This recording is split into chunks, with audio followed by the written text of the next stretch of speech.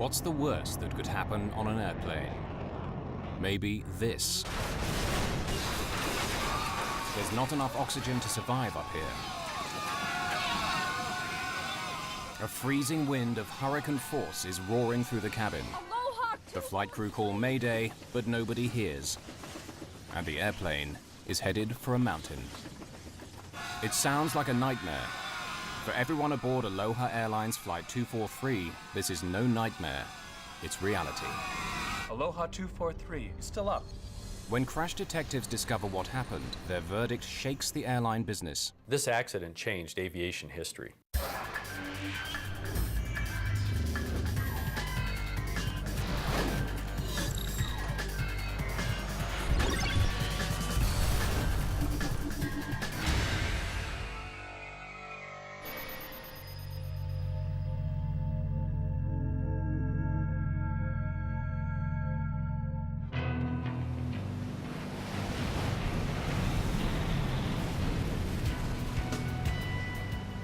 Some people choose to trespass in that narrow space between life and death. It's a scary place to be. Surfers get there by chasing killer waves.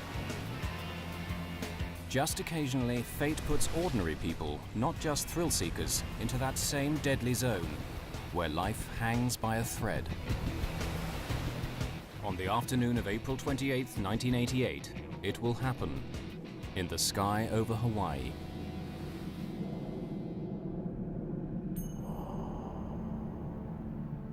At 1 p.m., Aloha Airlines Flight 243 is preparing to depart.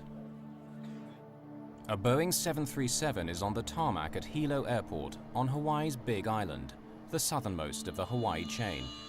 Flight 243 will be just a 35-minute hop to Honolulu on the island of Oahu. Serving the islands means that Aloha works its airplanes hard. They make short flights, but plenty of them.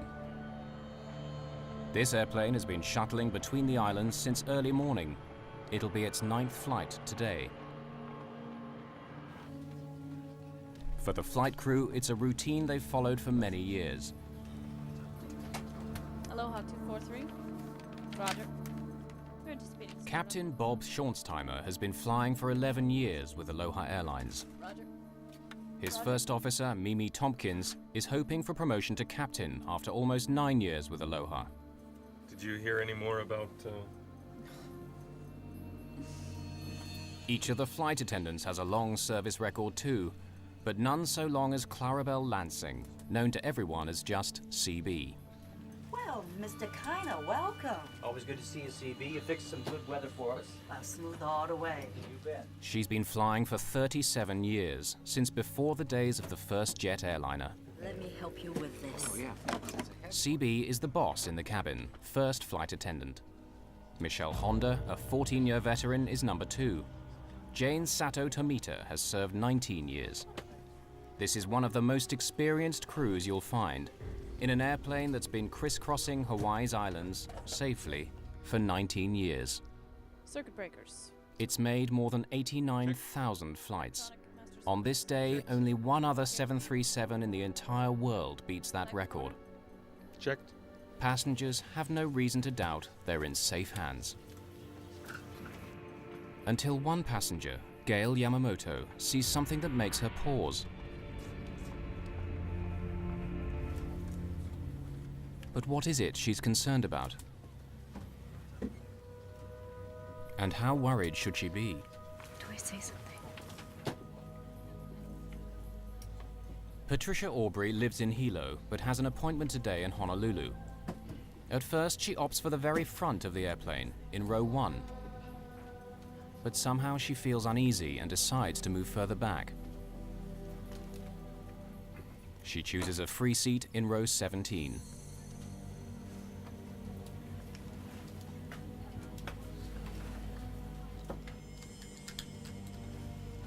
At 1:25, Flight 243 is ready for takeoff.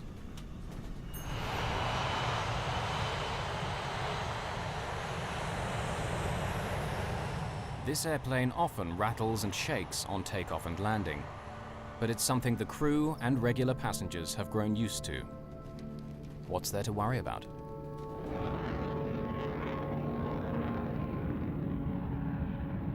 departure. This is Aloha 243, climbing through 3000. Roger, climbing to flight. Though he's the captain, Bob Schornsteimer has chosen to take charge of radio links with air traffic control. It's Mimi Tompkins who'll fly the plane to Honolulu. Most of the flight time is taken up in climbing to their cruising altitude. It'll take 20 minutes to climb to 7,300 meters.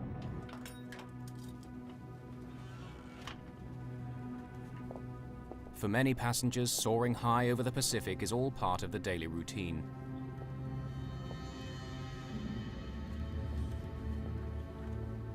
People like salesman Howard Kitaoka in row 5, he makes this trip often.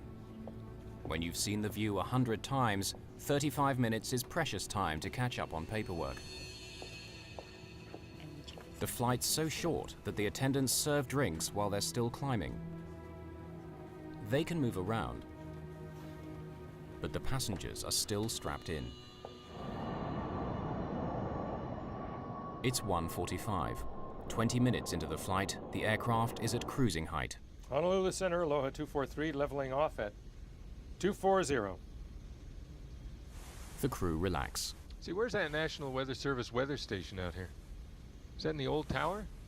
In perfect flying weather, everything is following the familiar pattern. Do they?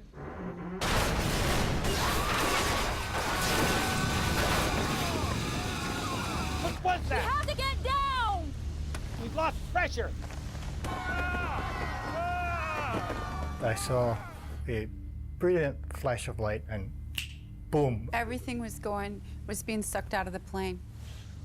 Here's what's happened. An explosive decompression has torn away 35 square meters of fuselage. We were in a tremendous blast of wind. The wind blast was unbelievable. A mass of things just went whoosh out the plane. You know, hair was up here. Everybody was in their seat except the stewardesses. I saw the stewardess get smashed down in the aisle. I could see her hair blowing and I could see blood, but that's all I could see of her. Jane Sato Tomita has been struck by debris at row 2. Michelle Honda has been thrown to the floor at row 15. There's no sign at all of CB Lansing. I will take control column. I can't hear you! Only seconds have passed since the explosion. The wind noise makes it impossible for the flight crew to communicate. Move back I there. can't hear you! We've lost pressure. Now, for the first time, they gain a sense of what's happened. Visible over a mound of tangled debris, there's blue sky where the airplane roof used to be. The first 5 rows are now completely exposed to the sky on both sides of the plane. The initial threat of being sucked out is past since the airplane's now completely depressurized. But passengers are still in danger. My seatmate was flopping out outside the aircraft because at that point it was just the floor and no walls or seating. And so I grabbed him. The cold and oxygen deprivation are both potentially deadly. Just imagine the scene up there. The top of the airplane broken off. The passengers don't have any ability to get supplemental oxygen because the critical tubing that feeds that oxygen is now gone. And at 24,000 feet, with very little to breathe up there, the passengers become incapacitated. That's called hypoxia. If you stay up at that altitude for any prolonged period of time, you become more and more physically disabled. With the top of the airplane gone, you now have 300-mile-an-hour winds blowing into that cabin. That's 3 times hurricane-force winds. Those people were dressed for Hawaii in the springtime, not minus 50-degree temperatures. Any period of time at 24,000 feet, and those people will die. Captain Bob Schornsteimer takes over command of the aircraft from First Officer Mimi Tompkins. He begins an emergency descent, dropping 1,200 meters per minute, its speed now increasing to more than 500 kilometers an hour. As the aircraft hurtles down, passengers face a new terror. Wreckage blocks their view of the cockpit, and when the airplane split apart, the nose dropped down by around 1 meter. The plane is held together by just the narrow floor beams. The floor was buckling up, and you could tell the plane was bending in the middle. Michelle Honda can't go forward far enough to see whether the pilots are alive or dead. She tries to make contact via the intercom. Can anyone hear me? The wires are severed. As she struggles forward to try to reach the cockpit, she gets asked the one question she can't answer. Do we have a pilot? I don't know. Do we have a pilot? I do not know. Can you fly a plane? The terror of those on board can only be imagined as she asks the one question no airplane passenger wants to hear. Can you fly a plane? Michelle Honda was coming up and cupping her hands and yelling in everyone's ear individually, "Can you fly a plane?" I was like, what? You know, get out of here. Is the pilot gone too? You know, because you couldn't tell if there was anybody up there. Do you know how to fly a plane? No! First Officer Mimi Tompkins tries to alert air traffic control at Honolulu. Recordings from the cockpit voice recorder, the black box, analyzed later by accident investigators, provide a dramatic record of exactly what took place.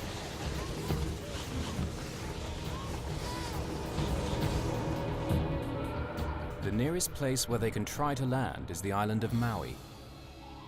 Kahului Airport lies between two volcanic mountains. Between them and safety lies a 3,000-meter-high summit. To fly from the location of the explosion to the safety of Kahului Airport, the pilot needs to carefully maneuver, avoiding this high ground. Can the fragile aircraft survive the stresses of turning, or if they ever reach the airport, of landing? And how can those on board survive? Jane Sato Tomita is barely conscious. Howard Kitaoka clutches her hand. The only faint sign of life is once when Jane squeezes back. I'm not exactly sure if she was conscious, but I did manage to squeeze her hand, and she responded by squeezing my hand, and we just held hands. The simple squeeze of the hand at a time like that is very, very emotional. Aloha 243. Do you read me? Mimi Tompkins is not getting through to Honolulu Air Traffic Control, so she switches to the frequency for the tower at Maui's Kahului Airport. Maui Tower. Aloha 243. Maui Tower. Aloha 243. Aircraft calling tower, say again. Aloha 243. For inbound landing. At 1:48, 3 minutes after the explosion, the crew make their first voice contact with the ground. Pressurized. Declaring an emergency. Aloha 243, say your position. For goodness, to the east of Makita Point. Descending out of 11,000. Request clearance into Maui for landing. Request the emergency equipment. Airport fire station? We have an Aloha 737 5 minutes out. Approximately 20 miles. Cleared to runway 02. Decompression problems. Pilot is declaring an emergency. Thank you, Mawitar. In the station. Attention in the station. We have an in-flight emergency. We have a 737, 5 minutes out, 20 miles. Runway 2. Souls on board, crew on board is unknown. It has decompression problem at this time. Runway 2.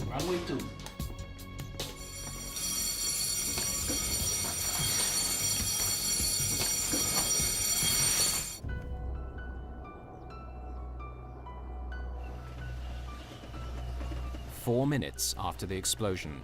At this lower altitude, they're able to remove their oxygen masks. With their speed having dropped to a little over 380 kilometers an hour, the wind noise decreases just enough for them to hear one another. You want me to call for anything else? No. Maui Tower, Aloha 243. Can you hear me on tower frequency? Aloha 243, I hear you loud and clear. Go ahead. We're going to need assistance. We can't communicate with the flight attendants. We'll need assistance with the passengers when we land. Okay, you're going to need an ambulance, is that correct? Affirmative. During the descent, passengers experience moments of pure terror. The plane kept vibrating and shaking, and the luggage racks were falling in, and there was electrical wires flying around zapping, and you know, pretty much pandemonium, but it looked like the plane was ripping in half. And suddenly, there's a new problem for the flight crew to handle. Feels like manual reversion. What? The flight controls feel like manual reversion.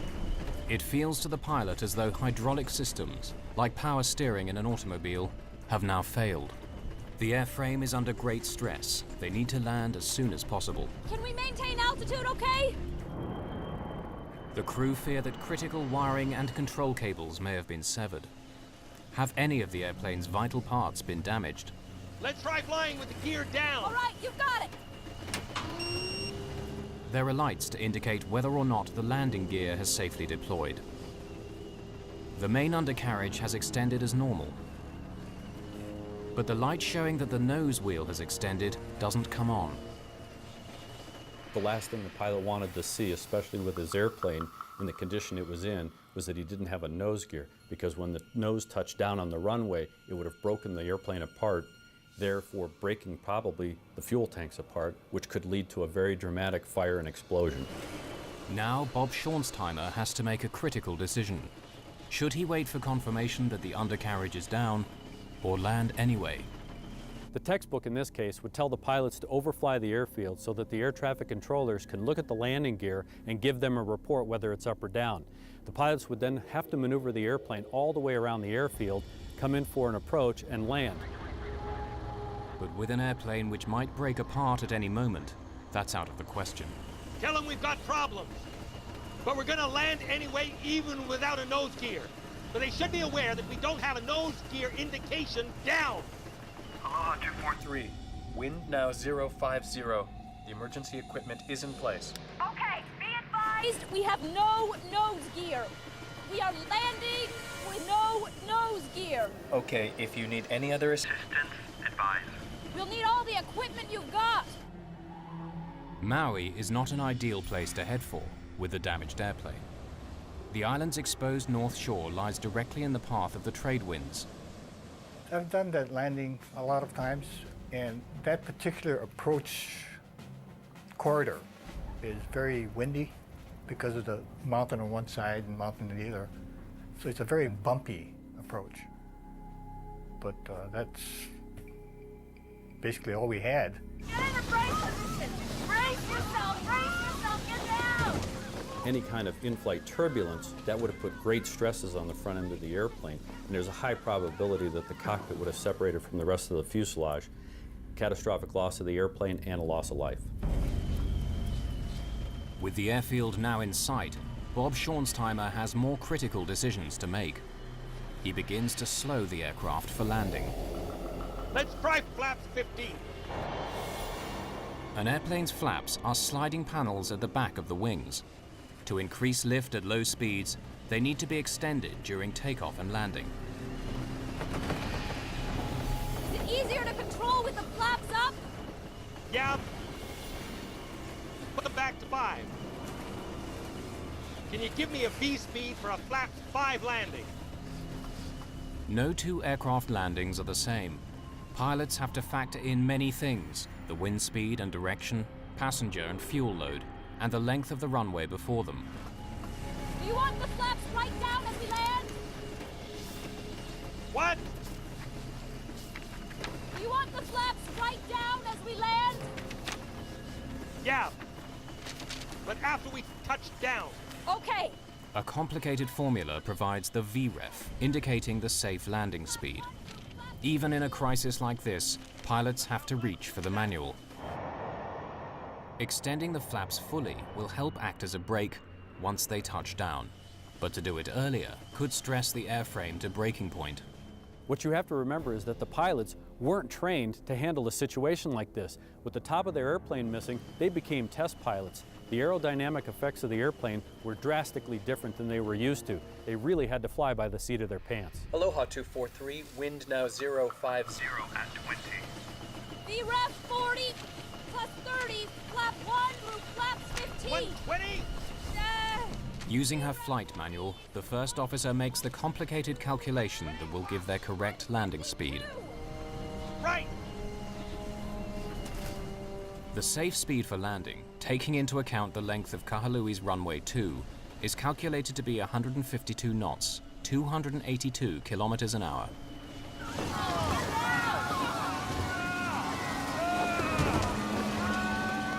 As the airplane slows, it becomes much harder to control.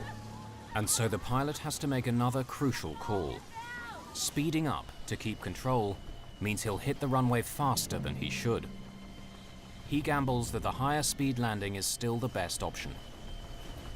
Our approach speed, I felt, was hot. I mean, we were coming in hot. I don't know, don't ask me how many miles an hour it was, because I don't know. But from other landings, we were coming in fairly hot.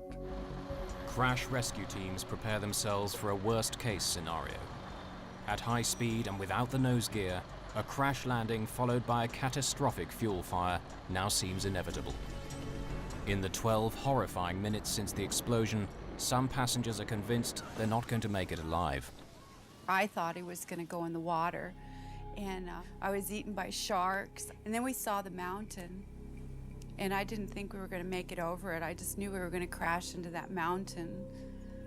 And then when we could tell, we could see the airport, and then, you know, then I burned to death because the plane blew up when we hit the runway. Suddenly, the news the pilots have been praying for. The gear is down. Inform Kahalui Command, the gear is down. Okay, thanks. Aloha 243, just for your information, the gear appears Down. The gear appears down. Want me to go to flaps 40? Help you? No, on the ground. The crew have had to make life or death decisions.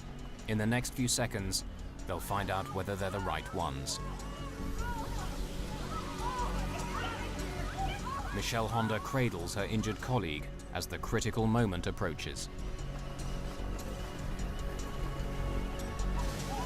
Passengers comfort one another in what may be their last moments alive. A woman that was sitting next to me, and her husband, he was on the other side in the next row up, and she was next to me, and they were reaching their hands out, and they were trying to touch fingers to say goodbye.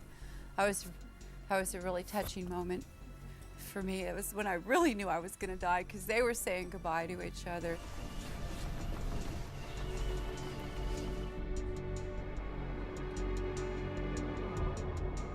Though the forward undercarriage has extended, the crew still can't be certain whether it is locked in place or whether it'll collapse on landing. If it doesn't hold firm, 40,000 kilos of airplane traveling at close to 320 kilometers an hour will smash nose down onto the tarmac.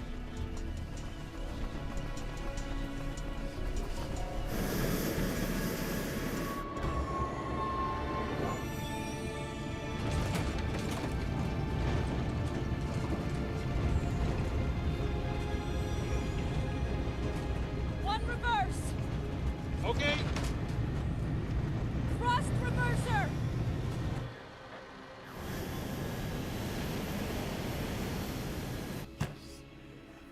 Aloha 243, just Shut it down where you are. Okay. everything's fine. The gear did it. The fire trucks are on the way.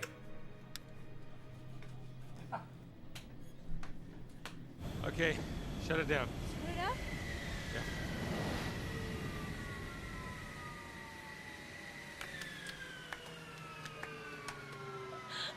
Oh, God.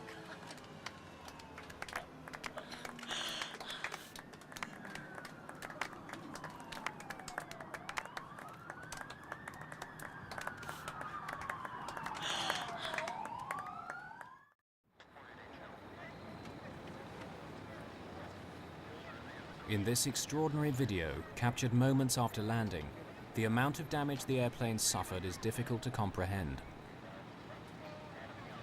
An emergency evacuation of passengers who escaped injury has just been completed. Some injured passengers have still to be helped from the plane. How it flew for those 13 terrifying minutes seems astonishing. Captain Bob Schornsteimer is thanked by passengers who just minutes before had expected to die. The tension is released. Boy, I just said, yes, baby. That's all I said. Pilot did a tremendous job.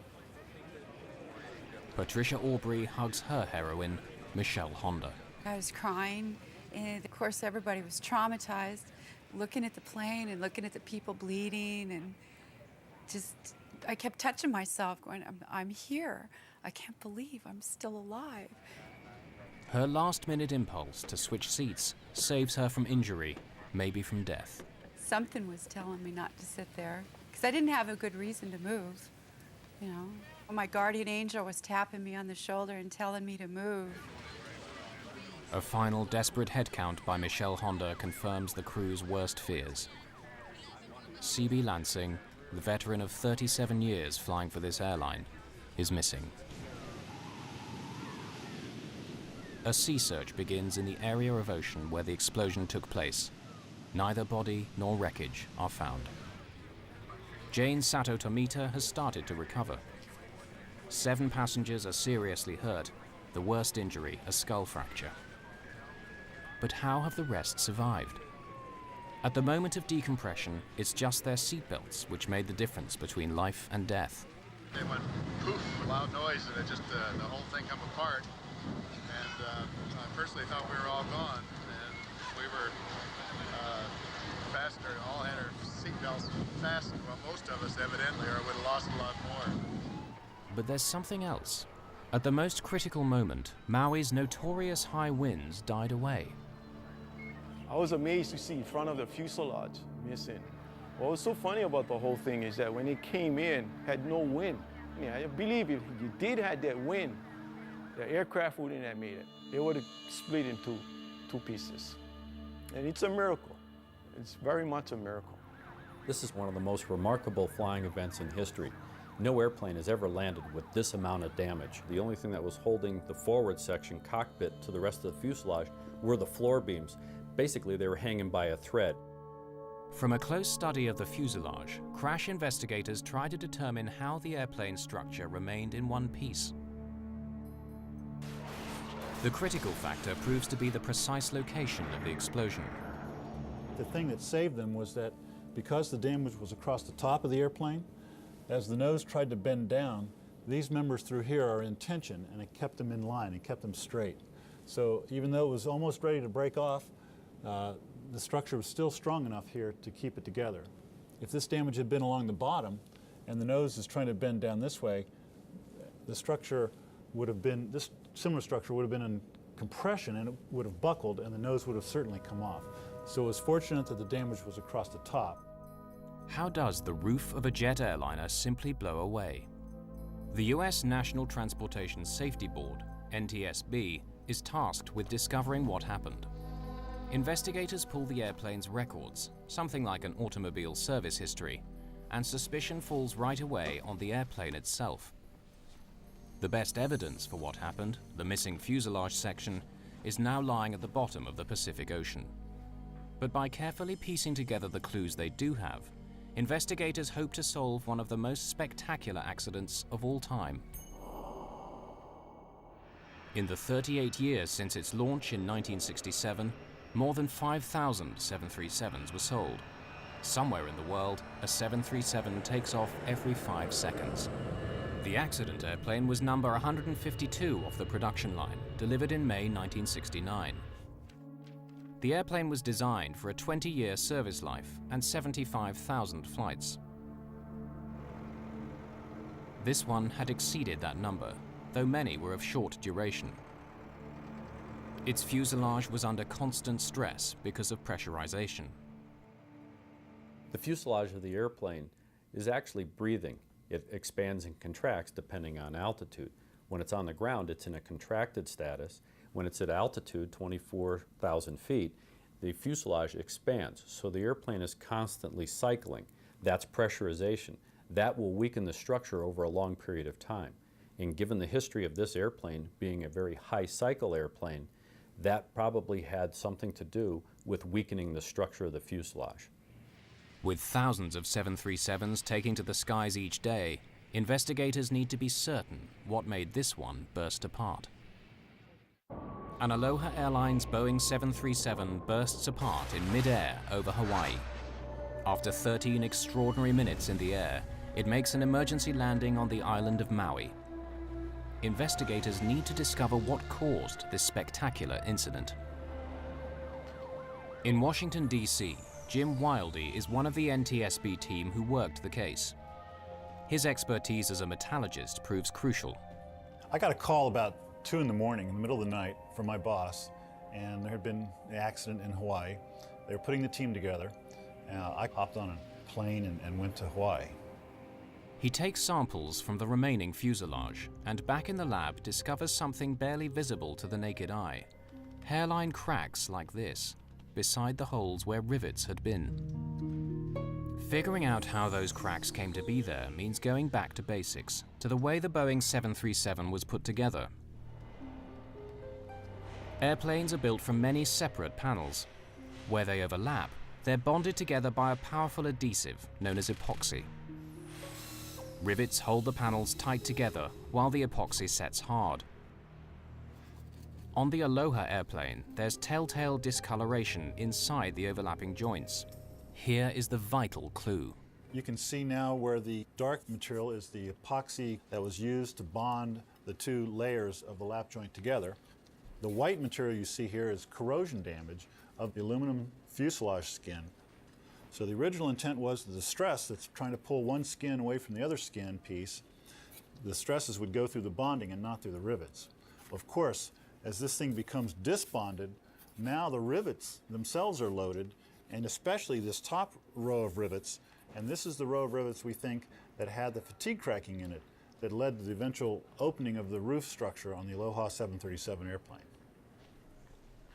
The files reveal that Boeing warned airlines, including Aloha, of problems with some early 737s.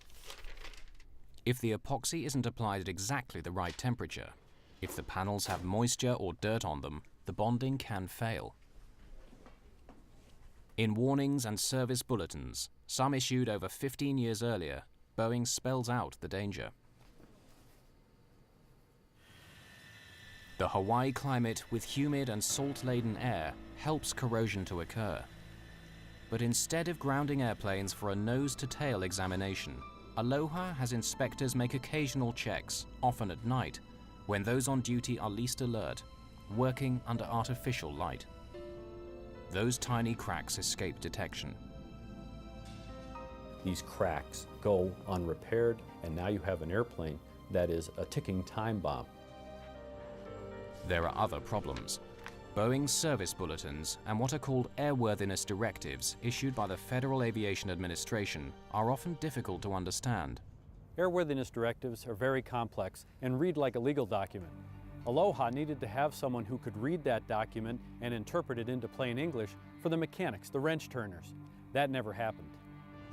An airplane that has been worked so hard, serviced by mechanics who don't fully understand the briefings, is a recipe for disaster.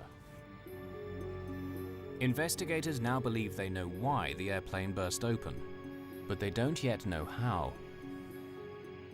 I was flying back from Hawaii to Los Angeles, and while I was in the air, I got a message that that we needed to interview this passenger who had apparently seen a crack as she was getting on the accident flight. You saw something as you got on this airplane, which you pointed out to your roommate. Cynthia Johnson. Yeah, Cynthia. Talk me through it. What did you see? What I saw was to the right of the door, where the paint was white, well, it was a crack. It was like, not a hole exactly, but the metal on top had come away from the metal below. I was going to tell the flight attendant, but they were busy and we had to take our seats. Well, yeah, you figured, they know what they're doing. It's their airplane. I didn't want to make a fuss or anything. No, absolutely.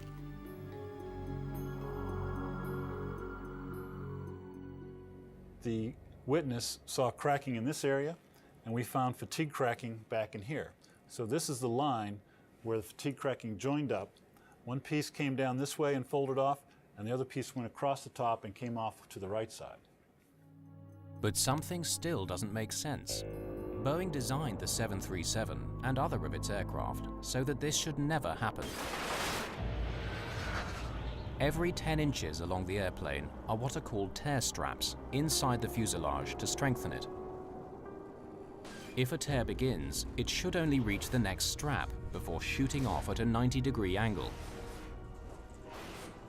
Though there's a hole in the aircraft, it acts like a safety valve. The purpose of the tear strip is to confine any kind of rip or tear in the fuselage skin to a 10-inch square, basically. If you allow it to propagate beyond this 10-inch square, you could then compromise larger sections of the fuselage and cause a blowout. The 10-inch square allows a controlled decompression and confines any structural damage to a very small area. So why has the safety valve failed here?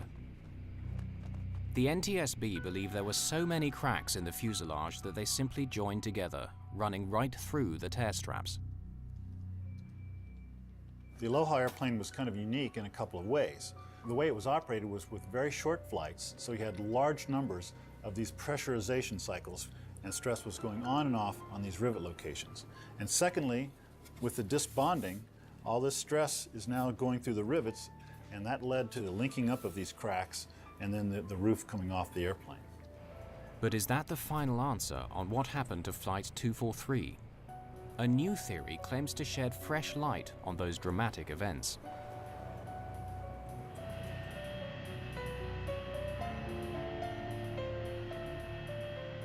Matt Austin is an engineer who lives in Honolulu. The story of Flight 243 both appalls and fascinates him. Flew very regularly on Aloha Airlines, and I'd been on that plane about a week before it actually lost the roof. You could tell that something was loose in the airplane. It's just like when you're in an old car and you hit a bump, you can hear the rattles in it that you won't hear in a new aircraft. In this case, when the aircraft landed, there would be noises and rattles you wouldn't hear on a newer aircraft. He begins his own investigation, scrutinizing the 4,000 pages of evidence and photographs gathered during the official inquiry. I am an expert in explosion dynamics and how pressure vessels explode, what causes them to explode, which way the cracks run as they're coming apart. In the case of the Aloha accident, the main focus from the aeronautical industry was they were looking at it as an airplane structural failure, whereas I analyzed it from the point of view of a pressure vessel failure. As he reviews the evidence, one question keeps recurring. Why is CB Lansing sucked out of the aircraft and not her colleague Jane Sato Tomita? Jane was further forward than CB at the crucial moment. Jane was at row 2. CB was at row 5. The NTSB believes the roof separation began near row 3. Passenger testimony gathered shortly after the incident suggests that CB Lansing was sucked upwards and to the left, but not forward. I was on the aisle, on the right. So I look up from my magazine, I see a pair of legs go up and out on the left, just back of first class. From where I was, if the nose was 12, this is at 11, yeah? Forensic evidence suggests another possible scenario. Michael Sweet, an ex-cop, is now a specialist in blood spatter analysis. By studying bloodstains at crime scenes, he can help put a killer behind bars or free the innocent. He examines official photographs of the 737 fuselage. This is a large photograph of the left side of the airplane. The front would be in this location.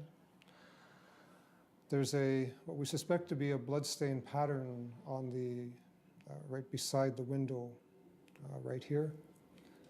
Could this bloodstain be where CB Lansing's head impacted with the outside of the fuselage? The analyst believes so. Well, the fact that there are bloodstains on the side of this airplane suggests to me that the blood source in this case was momentarily trapped when it came into contact with the side of the airplane. If the flight attendant in this case was ejected outside of a gaping hole, I would expect her to disappear almost immediately and not leave any bloodstains on the side of the airplane. This analysis suggests only that she was trapped, but without explaining how or why. Matt Austin believes he has the answer. On April the 28th, 1988, a Boeing 737 owned by Aloha Airlines in Hawaii suffers an explosive decompression in midair. Amazingly, it lands safely with the loss of one crew member. Investigators blame metal fatigue due to poor maintenance. But a new and controversial theory has emerged, challenging at least part of the chain of events. What if a safety hole has opened up as it was designed to do, but directly above the flight attendant? Matt Austin believes CB Lansing is sucked into the safety hole, momentarily blocking it. All of the air that's trying to escape has no place to go, so it built up a huge pressure spike, and that's what blew the roof off the top of the airplane. What he's describing is known as a fluid hammer. In scientific terms, air is fluid, as is water. Here's a simple demonstration in a bathtub. The water is in fact escaping through the drain. As we move the drain plug back down toward the hole, it will immediately slam shut and create a force, which is a simple example of a fluid hammer. He believes this phenomenon, on a giant scale, caused the accident. It's very tragic, but if we don't look at the forensic evidence that's left, then we won't understand exactly what caused the explosive decompression and possibly prevent a future occurrence. The NTSB say that the fluid hammer theory is valid scientifically, but for them the evidence still points to something simpler, a virtually simultaneous failure in the airplane's many weak spots. The safety board's investigations are never really closed. We always would take into account any new information that comes out. I believe in the case of the Aloha accident, we have not changed our probable cause, and we still are sticking with the probable cause as we determined back in 1988. Since the crucial physical evidence was never found, what happened on board at the precise moment of explosion will probably never be known. Aloha Airlines management took most of the blame for their poor maintenance regime. The NTSB demanded that the Federal Aviation Administration do a much better job enforcing maintenance standards. Boeing had already improved their manufacturing process to prevent the adhesive becoming so easily contaminated. What happened on Flight 243 made flying safer. Soon after, Congress passed the Aviation Safety Research Act. This accident had a very profound effect on the aviation industry and the way we look at aging airplanes, old aircraft. We changed the way we monitor how they age, the way we inspect them, and of course now how we manufacture them. We use different processes. This was a very critical accident for aviation history. Those 13 terrifying minutes also left their impact on the survivors of Flight 243. I had to go through a healing process. I took fear of flying classes, and the old saying of you fall off a horse and you get back on it is very accurate, but it's a lot tougher to actually do it.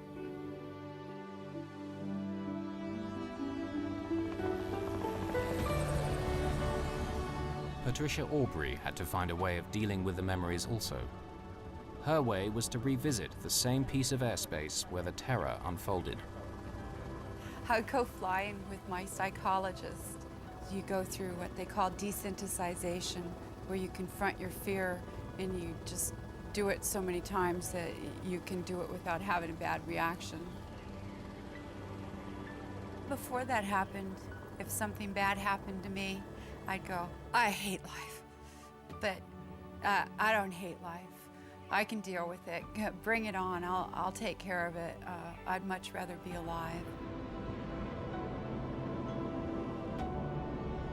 There's one further legacy of that fateful day. The ocean never did surrender the body of CB Lansing. Instead, a memorial garden honoring the veteran flight attendant was planted at Honolulu Airport, beneath the big Hawaiian sky where she spent the... From ensuring the safety of the runway surface to dealing with drunken passengers, meet the unsung heroes of the Ultimate Airport Dubai. Brand new tomorrow at 9.